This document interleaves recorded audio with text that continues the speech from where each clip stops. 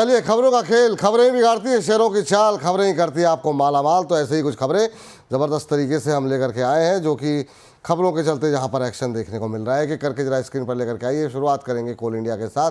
आपको बता दें कि यहां पर आज सुबह से ही दबाव देखने को मिल रहा है। कंपनी का प्रोडक्शन 0.8% घट करके 74.1% रहा है। वहीं पिछले साल के मुकाबले कंपनी का उत्पादन करीब 1.5% घटा है। और आपको बता दें कि अब कंपनी को अपना गाइडेंस पूरा करने के लिए सिर्फ कंपनी के पास 1 महीने का लक्ष्य बचा है। और आपको बता दें कि जो गिरावट देखने को मिल रही है उसको लेकर के मॉर्गन स्टैनले की तरफ से जो है काफ़ी सारे सवाल यहाँ पर उठाए गए हैं कोल इंडिया को लेकर के। और सर, कोल इंडिया पे क्या करें सर, अभी किस तरीके से देख रहे हैं? प्रोडक्शन में कमी देखने को मिली और उसके चलते हम देख रहे हैं कि शेयर में दबाव बना हुआ है। अभी भी 0.3% ऊपर 359 का भाव देखने को मिल रहा है। सर देखिए, कोल इंडिया में ना एक चीज ऐड करना चाहूंगा। टेक्निकल टर्म्स में ना आप करेक्शन ऑलरेडी देख चुके हैं। 50 डीएमआर, 200 डीएमआर, 20 डीएमआर सबके नीचे ये चल रहा है। और एफआईएस ने भी अपनी शेयर होल्डिंग डिक्रीज कर दी, 52 हफ्ते के लो के आसपास खड़ा हुआ है। मगर एक चीज नहीं बोलनी चाहिए सर, इसका क्वांटम कितना बड़ा है। और प्रमोटर प्लेज भी नहीं है, कंपनी का डेट भी लो है। और अभी आप देखिए पावर कंजम्पशन बढ़ेगा। पावर कंजम्पशन जैसे जैसे बढ़ेगा, कोल का कंजम्पशन भी आपका इंटर्न बढ़ेगा। मैं यही सी चीज सजेस्ट करूंगा। डिविडेंड पेमेंट भी ठीक ठीक टाइमली कंपनी करती रहती है। यहां पे अगर आप फ्रेश पोजीशन बनाना चाहते हैं सॉरी, तो अराउंड 350 लेवल्स पे आपको ये मिलता है, बिल्कुल फ्रेश पोजीशन बनाएं। और क्योंकि मार्केट वॉलेटाइल है, तो हम और नीचे के लेवल्स भी अगर इसमें देखते हैं, तो एवरेज करने के लिए अराउंड 320 के लेवल पे आपको देखने को मिलता है, तो आप अपनी पोजीशन इंक्रीज कर सकते हैं। बहुत ऑफ हाइज आ चुका है। सेक्टर पी 16 का है, इसका ट्रेलिंग पी 6 का है। और वो टेक्निकल पैरामीटर से ही थोड़ा सा वीकनेस दिखा रहा है। Fundamentally nothing wrong with the company. Summers में पावर कंजम्पशन बढ़ेगा, पावर कंजम्पशन बढ़ेगा, कोल कंजम्पशन बढ़ेगा, कोल कंजम्पशन फिर आपको ऑर्डर बुक में, रेवेन्यू बुक में देखने को मिलेगा। इन क्वार्टर्स टू कम इंप्रूव हो जाएगा। चलिए, ये बात निकल गई कोल इंडिया पे। अगली कंपनी लेकर के आते हैं ओला। ओला पे क्या कुछ खबर है लेकर के आते हैं। और ओला पे आपको बता दें कि जो है फिर से छंटने की तैयारी हो रही है। ओला में के अंदर 1000 कर्मचारियों की छंटने की तैयारी में कंपनी है। इस तरह की रिपोर्ट सामने निकल करके आई है। 5 महीने में दूसरी बार छंटनी करने की तैयारी में कंपनी है। आईपीओ से लिस्ट होने के बाद अब तक हम देख रहे हैं शेयर के अंदर करीब 60% के आसपास का करेक्शन आ चुका है। मुनाफे में कंपनी है नहीं, 50% कंपनी का मुनाफा घटा है। और कंपनी के शेयर का भाव आज अगर हम देखें तो सुबह से ही एक दबाव ओला के अंदर देखने को मिल रहा है। अभी अगर हम देखें तो ओला इलेक्ट्रिक का जो मौजूदा भाव देखने को मिल रहा है वो करीब 54-55 के आसपास है। सर, ओला इलेक्ट्रिक क्या सलाह रहेगी आपकी? सर अब क्या है कि अग्रवाल साहब यहीं पे आके मुझे मारेंगे अगर आप मेरा मुंह खुलवाएंगे। मैं सर बिल्कुल भी कन्विंस नहीं हूं। और आप देखें, आपके चैनल के माध्यम से ही 70-80 रुपए के लेवल पे भी हमने खूब बार बातें करी है। मैं हमेशा बोलता हूं, मुझे वो कंपनी नहीं समझ में आती है जो प्रॉफिट में नहीं आ रही है। उस कंपनी को मैं पैसे क्यों दूंगा? मुझे वो मैनेजमेंट का परफॉर्मेंस समझ में नहीं आता है जो आज तक कोई प्रॉफिट मेकिंग बिजनेस नहीं बना पाए हैं। मैं उनको पैसे क्यों दूंगा? अगर आप लोग दे भी दिए हैं तो मैं तो ये सजेस्ट करूंगा, जो भाव मिल रहा है एग्जिट करिए। Don't put your money into such kind of things. Company is in not good shape. Finally वो आउट इन ओपन आके आपके पैसा उठाने के बावजूद भी वो बोल रहे हैं कि वो छटनी करेंगे। उनको नहीं पैसे सही तरीके से मैनेज करने आ रहे हैं। प्लीज एग्जिट करिए। ऐसी कंपनी में मत इन्वेस्ट किया करिए। जो लॉस लग गया लग गया, दूसरी जगह पैसा लगा लेंगे। इसमें और मोह माया मत छोड़िए। इसमें प्लीज एग्जिट करिए। प्लीज़ एग्जिट करने की ही सलाह यहाँ पर निकल करके आ रही है। अब जरा बात कर लेते हैं पेटीएम की। पेटीएम में क्या स्थिति देखने को मिल रही है? तो पेटीएम में अगर हम आज देखें तो 1.5% के आसपास की मजबूती देखने को मिल रही है। हालांकि कंपनी को ईडी की तरफ से कारण बताओ नोटिस दिया गया है और 611 करोड़ से ज़्यादा के लेन देन में कहा जा रहा है कि फेमा का उल्लंघन कंपनी की तरफ से जुड़ा गया है। पूरा मामला 2015 से 2019 के बीच का है, आपको बता दें। और इसी के चलते शुरुआती सत्र में ज़रूर हमको थोड़ा सा दबाव देखने को मिल रहा था। हालांकि अभी तक कोई ऑफिशियल क्लैरिफिकेशन तो नहीं आया है, लेकिन शेयर में रिकवरी है। इसका मतलब शायद चीज़ें कुछ सुधरती हुई दिखाई दे रही हैं। देखना ये होगा कि इसमें जो भी अपडेट आती है उस पर नज़र रखनी होगी। 750 के आसपास पेटीएम, सर क्या सलाह रहेगी? 1.5% के आसपास की मजबूती पेटीएम के शेयर में देखने को मिल रही है।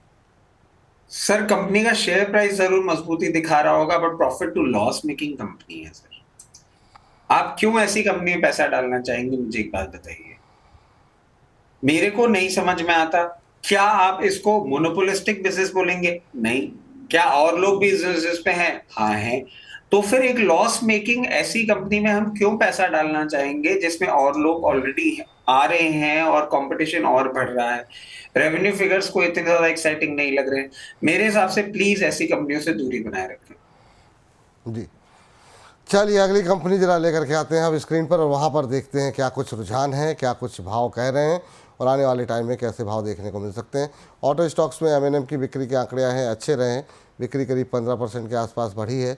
मारुति की सेल्स बिक्री में है महज 1% का इजाफा देखने को मिला है। हुंडई बिक्री की गाड़ी जो है वो घटी है 3% के आसपास, और टीवीएस मोटर की टोटल सेल जो है वो 10% के आसपास बढ़ी है। टीवीएस मोटर्स में अच्छी मजबूती है। आयशर मोटर्स में हम देख रहे हैं कि उनकी रॉयल एनफील्ड अच्छी बिकती हुई दिखाई दी है और इसका एक्सपोर्ट 23% बढ़ा है।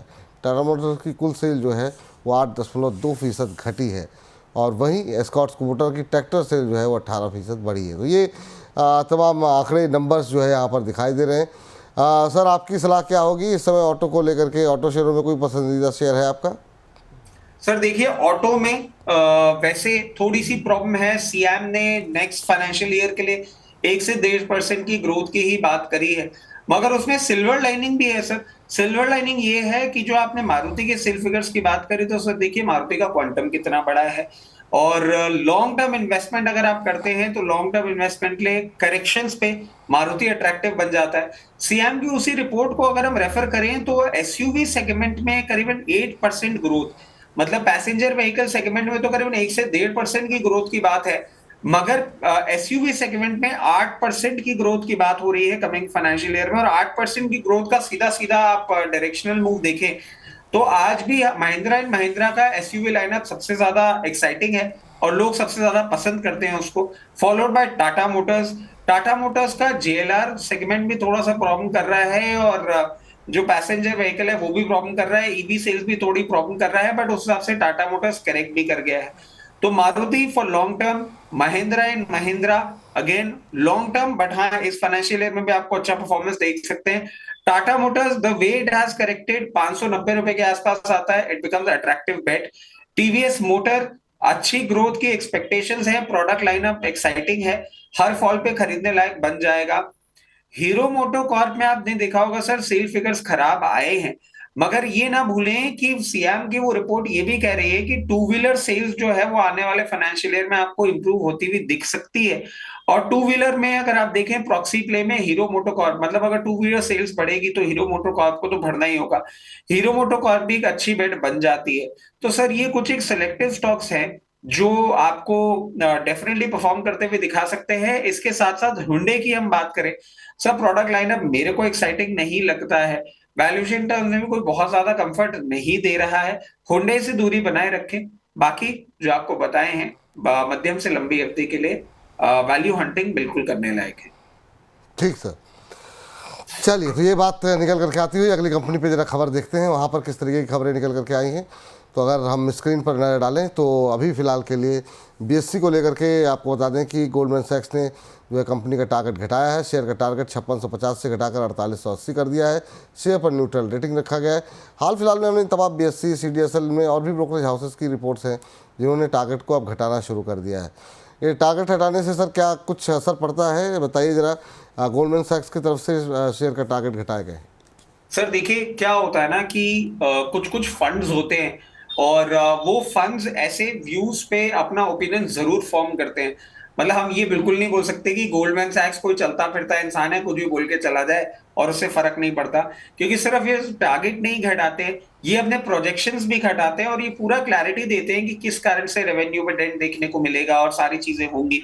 एंड इट रियली मैटर्स, मतलब वो आप देखिए आज आपको स्टॉक में भी देखने को मिल रहा है।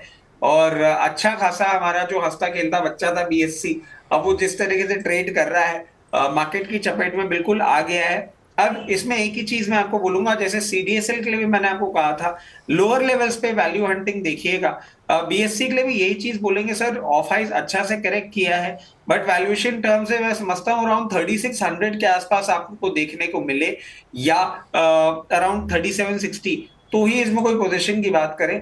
अभी इसको नीचे जाने दें, अच्छी बार्गेन हंट मिलेगी तब देखेंगे।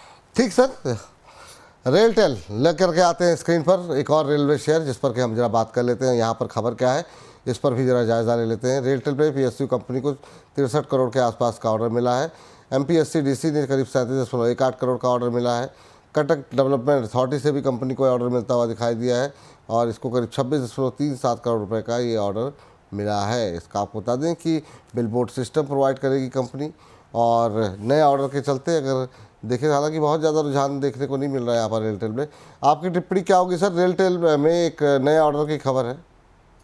देखिए, ऑर्डर की खबर है, बट वही बात हो जाती है ना कि ऑर्डर बुक और एग्जीक्यूशन दो अलग अलग चीजें हो जाती है।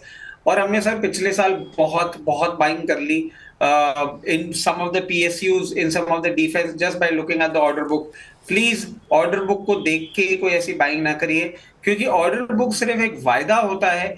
डिलीवरी कैसे होती है, किस टाइम पे होती है और क्या होती है, वो देखें, उसके बाद ही कोई पोजीशन बनाए। सिर्फ ऑर्डर बुक देख के प्लीज ऐसी पोजीशन ना बनाए। और जहां तक हम रेलटेल की बात करते हैं, तो रेलटेल के लिए एक चीज बोलूंगा कि यहां से थोड़ा सा और डाउनसाइड सर दिखा सकता है एंड अराउंड 256 लेवल्स के आसपास आए तो स्टैगर्ड मैनर में धीरे धीरे करके बाइंग करना चालू करें। करंट लेवल्स पे अट्रैक्टिव तो नहीं लगता। बैंकों में कुछ अट्रैक्टिव लग रहा है। आईओबी पे एक खबर है, जरा पहले तो स्क्रीन पे आईओबी की खबर ले आते हैं, फिर बैंकों पे थोड़ी सी बात कर लेते हैं। अभी अगर हम देखें तो आईओबी पे पीएसयू बैंक को जो है कंपनी को जीएसटी का नोटिस मिला है 699 करोड़ रुपए का। आप बताइए, मतलब जो है वैसे ही हालत देखों की ख़राब होती हुई दिखाई दे रही है। ऐसे में ये खबर काफ़ी नुकसान पहुंचा सकती है कंपनी को। अभी अगर हम देखें तो आईओबी के शेयर पे जो भाव देखने को मिल रहा है वो करीब 4.25% नीचे जो है आज की इस रिकवरी के बावजूद। सर आईओबी, आपकी टिप्पणी क्या होगी?